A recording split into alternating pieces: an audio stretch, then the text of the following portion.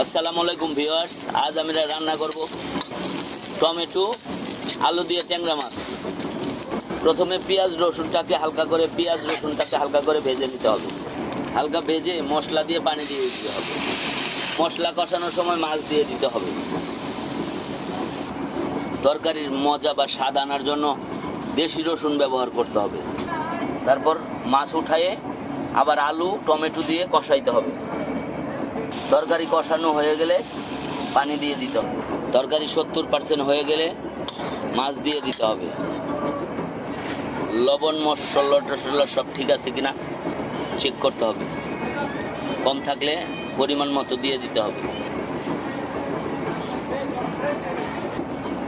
ধনেপাতা দিয়ে দিছি, ঝটপট রান্না রেডি হয়ে গেল। ধন্যবাদ সবাইকে, পাশে থাকবেন, রান্নাবান্না শিখবেন প্রয়োজন মতো। আসসালামু আলাইকুম।